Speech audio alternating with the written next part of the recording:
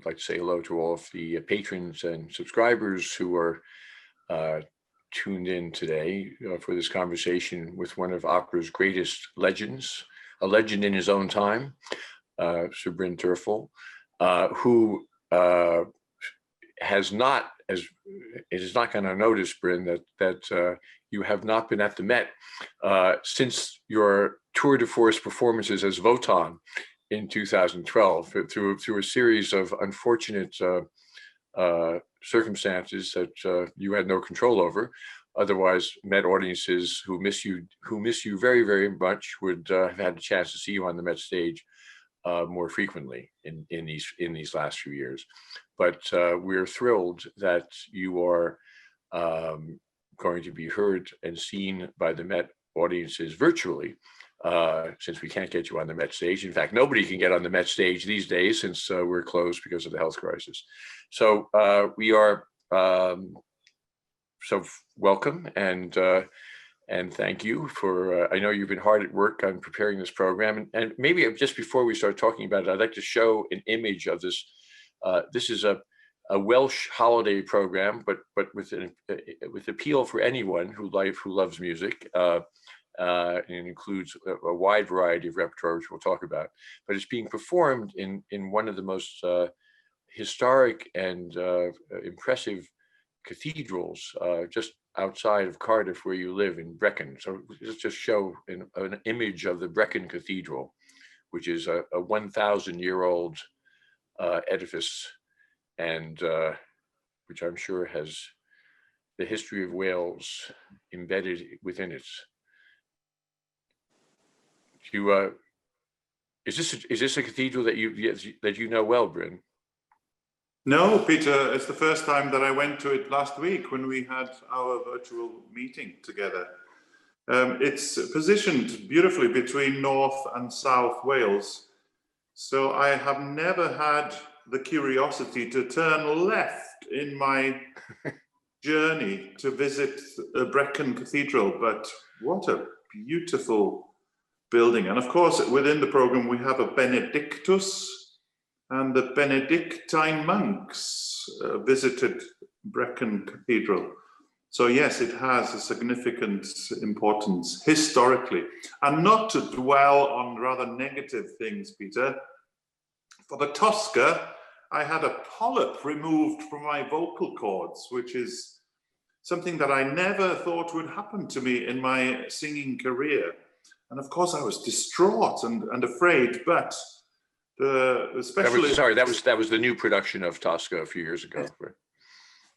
But the specialist that was operating on me said, in my world, this is one of the simplest of the operations. So that put me in a good stead for recovery. And then, of course, my beautiful pirouette on a wet street in Bilbao. And may I say, if you do visit Bilbao, especially around the Guggenheim Museum, take care on those pavements, especially if it's rained, because I broke my leg in 3 different places. Yes, I did a rather wonderful pirouette and operated on by the surgeon that looks after the Welsh rugby team, Peter. So he specializes in feet. So now I'm back to working order.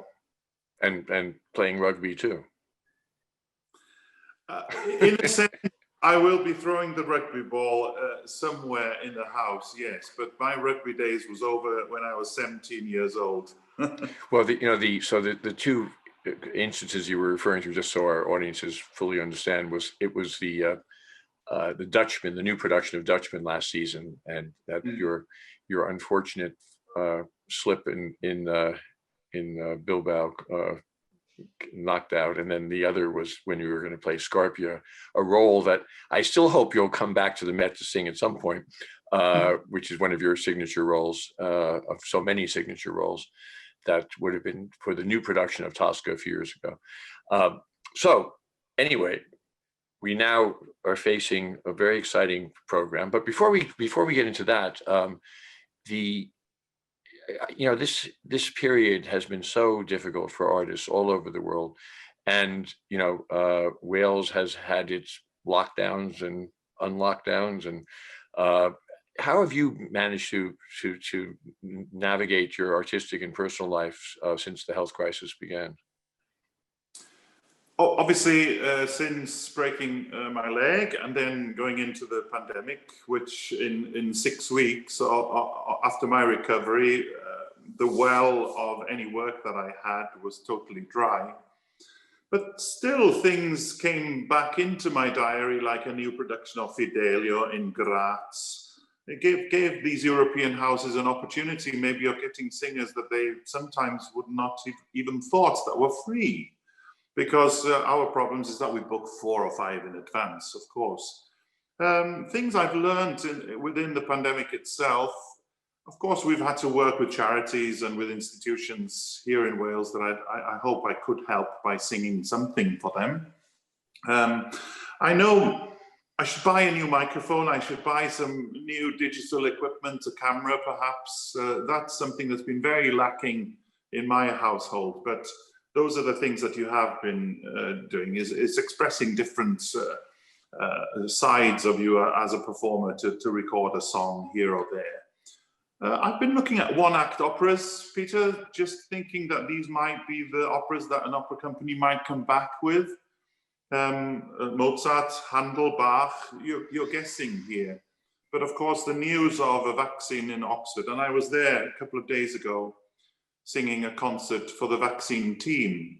Oh, really? For hard work and dedication, but also, of course, thinking of the lives that have been lost and the people that are still sick now. But this vaccine, I tell you, there's a spring in the step of the people walking around Oxford that day.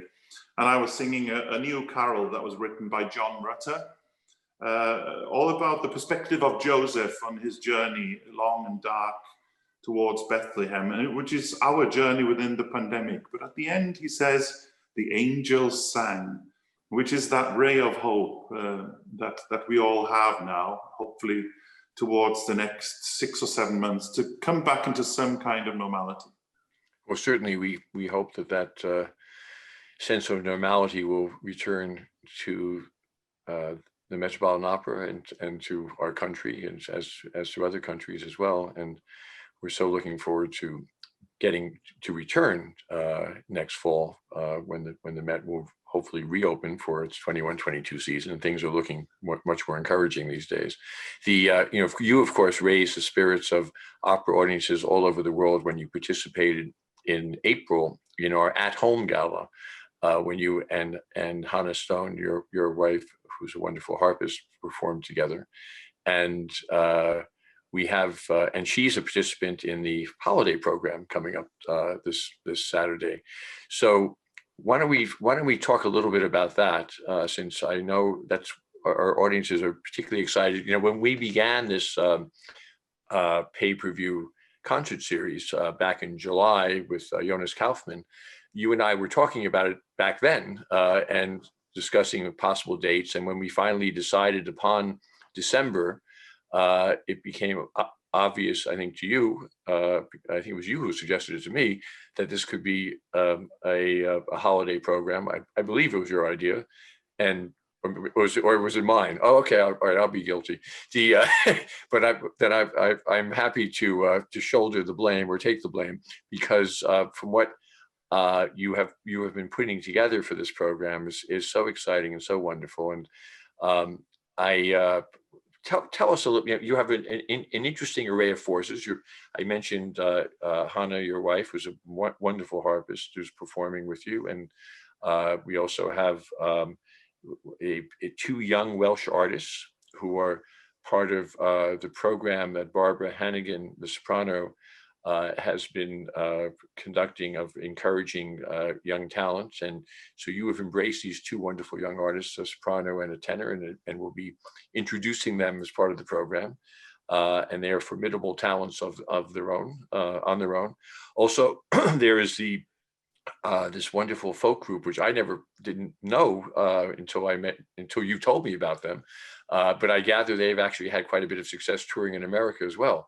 This group called Callan, or Callan, I probably am not saying it right. And So tell us how that, how we've shaped this program. I know I've given you a few suggestions here and there, but basically this is your baby. So why don't you want to describe it a little bit, what the audiences can expect?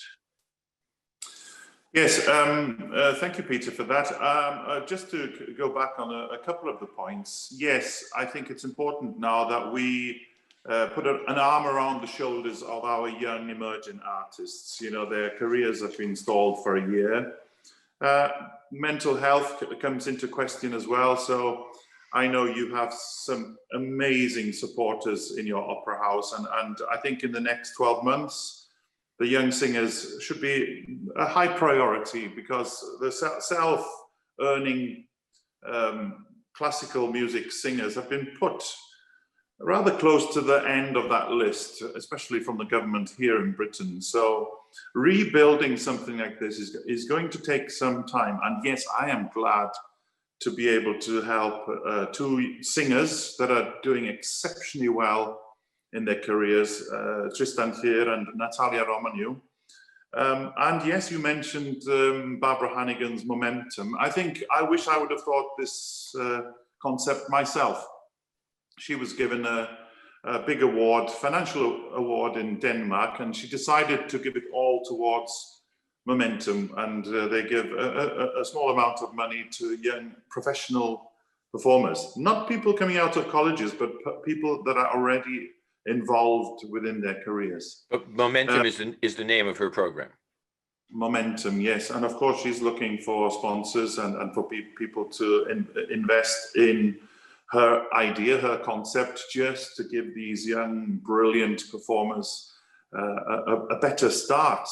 Starting from now, when the vaccine is inside us, this is something very important. And hopefully I can be a part of building that and having people to shadow me or to be by my side. Now, yes, it was definitely your idea to have a Christmas show, because it was within those dates of starting Christmas. And behind, of course, has been the frontline people fighting this pandemic. So I wanted to bring, in a sense, I stole a carol from our esteemed colleague, Jose Carreras. It's called El Nacimiento. And it talks about serenidad, silencio, paz, which is peace, serenity, silence. And this is what we want to bring into the cathedral in Brecon, a sense of peacefulness that can bring the new year in with something totally different.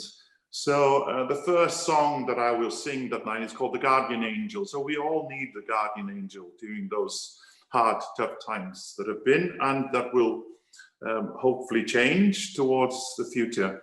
I'm singing Silent Night in Welsh, in German.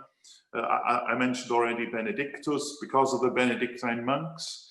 Hannah is going to play a piece by Salcedo about the Tannenbaum, the Christmas tree, and hopefully she will light that Christmas tree in the Brecon Cathedral. Natalia Romaniu will give us Oh Holy Night, and I tell you what, this girl's beautiful voice will resound in that cathedral, especially towards the denouement of the song, which is where she brings her bread and butter top A's in her magnificent soprano voice. After a very prayer-like Ave Maria by Schubert that Tristan sang. You mentioned Callan. Yes, they have been very successful in every folk festival around the world. I think the pandemic even cancelled a very, very long American tour for them. So I will have the chance to sing In the Bleak Midwinter with them, and one of the most iconic tunes to come out of Wales, All Through the Night, All Through the Night. So yes, and we'll culminate to end, hopefully, with some songs about the stars. You chose one particular song that I had to learn in the last couple of days, that you had worked with Frederica von Stade and Kathleen Battle. I Wonder As I Wander, and I have to say, take my hat off. Great choice, Mr. Gelb. We are, of course, going to put one operatic aria in as well, which joins the collection about the stars. One song by Ivan Novello, which is a composer that was born just down the road here in Cardiff. I can give you the starlight, and then of course Wolfram's last act aria to the star, which of course arrives for us most of the time at 11:45, before midnight. Us baritones have to get our vocal category correct towards singing this most beautiful of arias. And then we will end with "O Come All Ye Faithful," with a new rendition written by my pianist and musical advisor, Jeff Howard, where we will sing in Latin, in Welsh, and in English. So it's a great goodbye from Wales, hopefully. Well, it's a great program, which includes classical arrangements with piano and harp, and these more folkloric arrangements. And yesterday, when I got home from my morning tennis game, I found waiting for me in my inbox some rehearsal footage from that you sent me, and I thought it would be fun for our audience to just give them a little, to whet their appetite, to play two things. First, you mentioned "I Wonder as I Wander," which is this beautiful Appalachian folk song that you said you're learning for this program, which I'm so happy you're doing it. You sing it so beautifully. Let's hear a little bit of that rehearsal part of that song from yesterday, if we can play that now.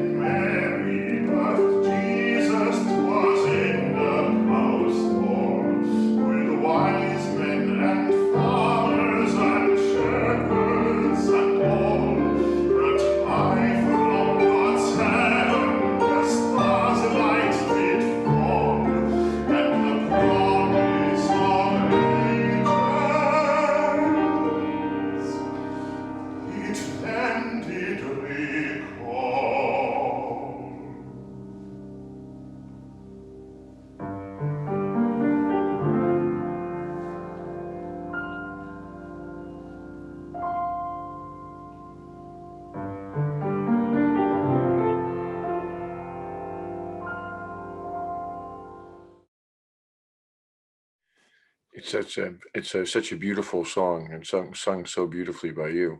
We also have some footage which I thought we'd play now of on a more rousing level of the finale, a bit of the finale of "O Come All You Faithful," which includes your two young singing proteges and yourself.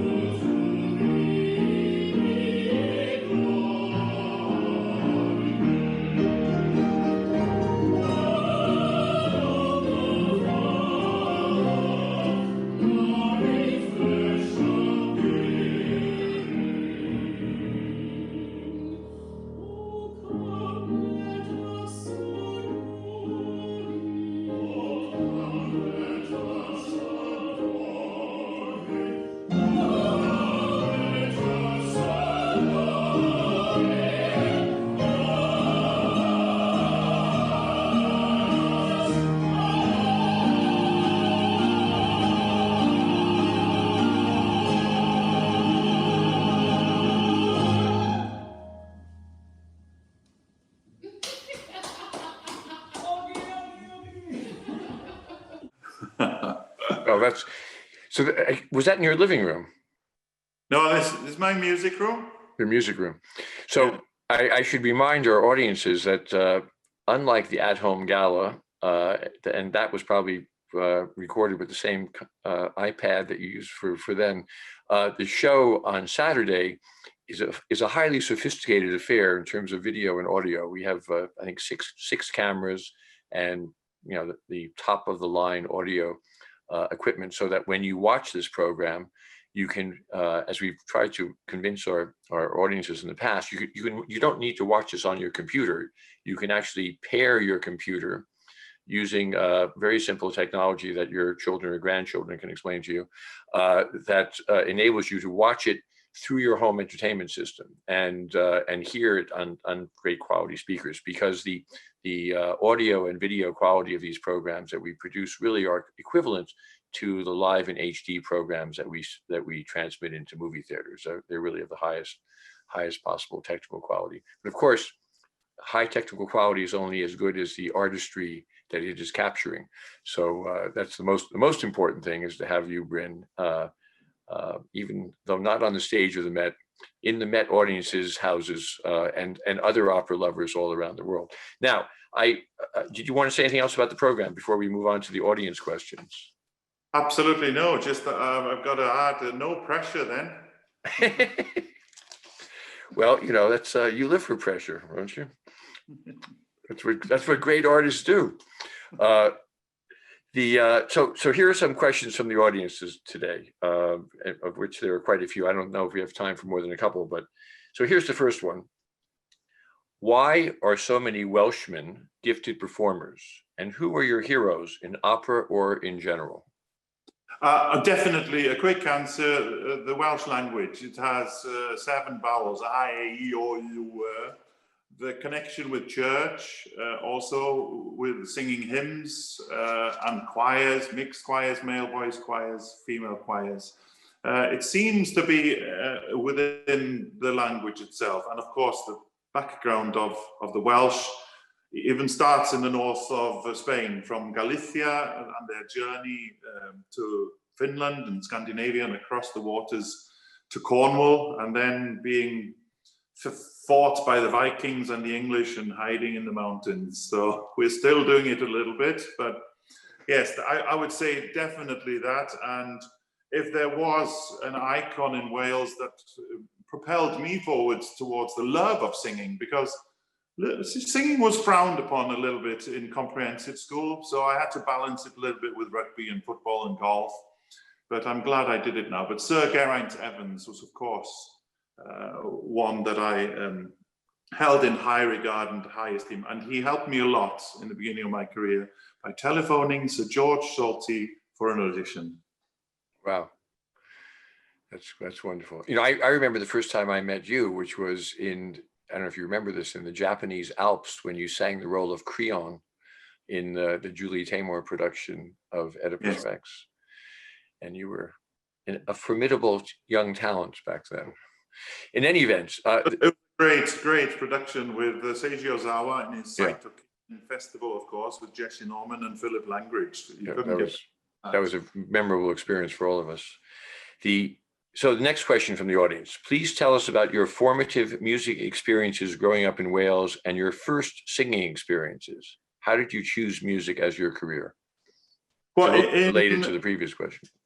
In Wales, we have something called the Eisteddfod, which is any given weekend, there's an Eisteddfod where you go and compete in singing, reciting, folk music, singing with the harp, playing a trumpet, an instrument. So I started when I was 3 years old singing, and I think from my parents' anecdotes, I was quite the showman. So from 3 years onwards, there was singing somewhere hidden. But of course, when the voice broke, that was a very important period in one's life to progress to going successfully to a music college, which I did in London, the Guildhall School of Music and Drama. 5 years there would not even have given me an audition at the Metropolitan Opera, but somehow that 6th year, when the Cardiff Singer of the World in 1989 with our dearly departed colleague Dmitry Chvorostovsky, of course, he ran away with it. They said it was a 2-horse race, but I think it was just 1 horse. I remember listening to Dmitry singing Fronte tenere largo, handles largo, and I knew that I could try my best to beat him, but he was magnificent. So to encapsulate that is kind of my journey in music. So the Eisteddfod, it's the Eisteddfod's fault that I'm on that stage. All right, I guess we have time for 1 or 2 more of these questions from the audience. Do you have plans to sing Wotan again? I have time. Don't worry. For me, Peter, I've got Jeff Howard coming here at 5:45 to rehearse again for the concert on Saturday. No, I don't have Wotan in my diary. There's a particular stance one has, I think, unless you're a kind of singer like Sir John Tomlinson that would have sang Wotan in Bayreuth for maybe 12 seasons. I did my new production in Covent Garden. I did my new production at the Metropolitan Opera. I sang it once in Munich. And that's it for me. I'll hang the boots of Wotan because I've got other fish to fry. And I've been talking about these 1-act operas that hopefully will come back. And I've got my specific operas that I still sing, maybe a Flying Dutchman here and there. But yes, my Wagner days are over. Well, we'll have to see if we can convince you to come back to the Met to do Flying Dutchman. If you were to sing another role at the Met, what would you want it to be? I would still go back to a 1-act opera that I've never done at the Met. Anything from Il Tabarro to Gianni Schicchi to Walton's The Bear to the many comic 1-act operas that Donizetti has that are never ever performed, Peter. So I think I'm in the realm now to slow down certain roles, but still sing Scarpia, the Flying Dutchman. Right. But moving maybe into more comic roles, which Sir Geraint Evans did sing, like Don Pasquale, Elisir d'Amore. I think being at home has always been something that I've cherished. And I've got a 5-month-old back in the kitchen over there, most probably having his supper now, and a 3-year-old called Lily, who's keeping me fit, running after her all the time.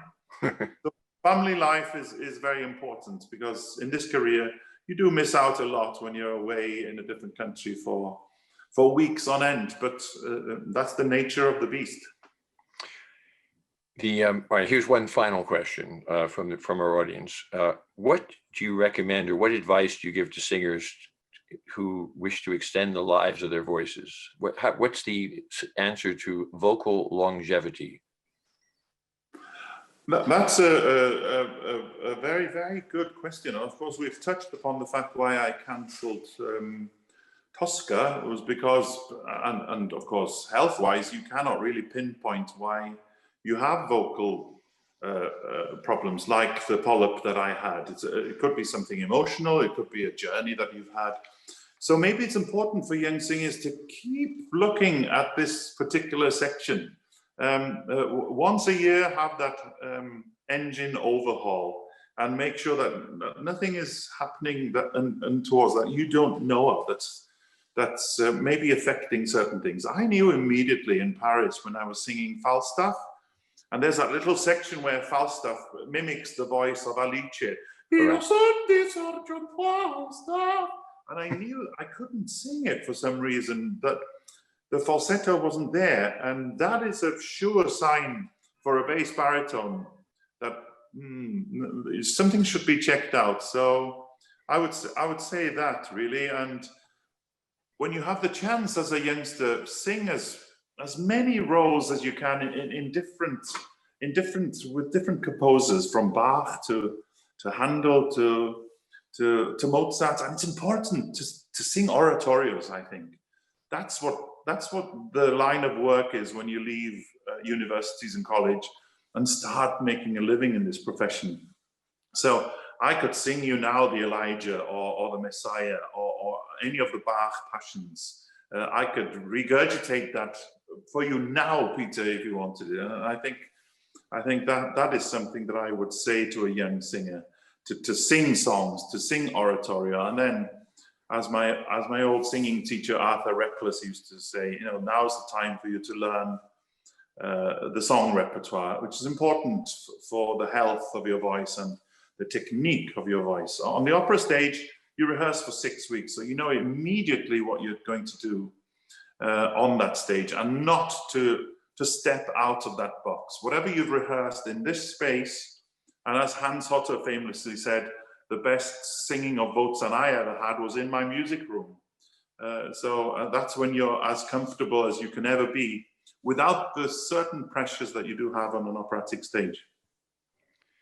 Well, obviously, the pressures of an operatic stage vary. I mean, I imagine the Met, a theater the size of the Met, which is larger than most opera houses. Actually, it's the largest opera house. Probably, I know when young singers come to the stage of the Met and get on that stage for the first time, it can be a little bit intimidating. But I think your advice is so right on the mark in terms of singers. I've heard this from other singers who have had long careers also say that having flexibility and singing lots of different repertoire helps them enormously. Yeah, I would also say, Peter, that these stage designers, they have to give us something to bounce off. You know, right. give us a wooden set, please, and no carpets. Right. I try to beat that into them, but doesn't always work. I famously said to the Royal Opera House, Peter, when I was offered to do the Flying Dutchman, a new production, I said to them, look, no raked stage, and I have to have a ship. And I think they misheard me because they gave me a huge rake and no ship. You know, I remember that because I remember being at that performance of yours and talking to you about it afterwards. But nonetheless, you still had a triumph. On that note, we'll wrap up this conversation if we may. Do you have any further final thoughts before we finish? No, I just hope we're going to start bombarding everybody now with snippets of our rehearsals on Twitter and Facebook, and I hope we have a wonderful audience to join us in the warm welcome in Wales, even though the cathedral will be very cold. Well, hopefully it won't be too cold that day. But you will bring your own heat with your wonderful voices to the occasion. Yes. Thank you so much, Bryn. And you know, even though our Met audiences long for your return to the stage of the Met, this is a very happy occasion for them to be able to experience you virtually from Brecon this Saturday. And to all of our loyal supporters who are watching and listening today, I hope you will join us on Saturday. I know you will. And I look forward to seeing everyone then. Thank you so much. Thank you.